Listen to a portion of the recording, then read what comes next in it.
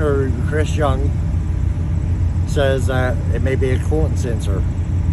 So we're going to try to take the coolant sensor, bring it out a little bit, try to see if there's water in the line or something blocking the sensor.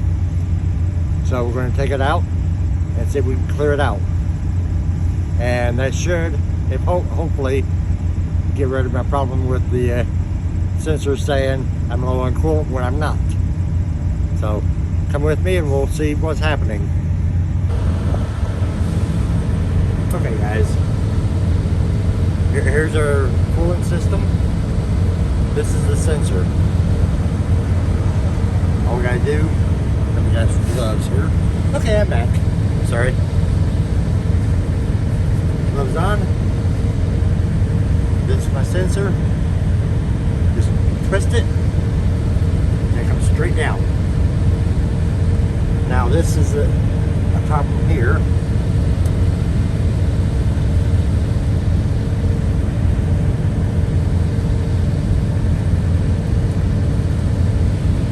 I think if I could just, so there may be water inside here.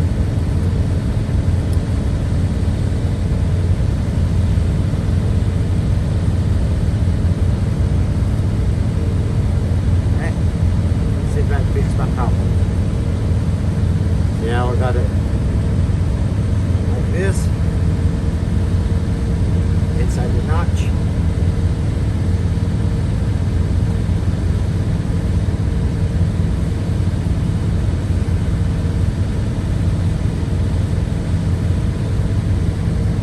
In there, twist it back.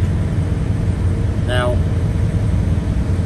we'll see if that fixes my problem with the sensor showing I was low on coolant when I'm not. Thank you, and we'll get back to you.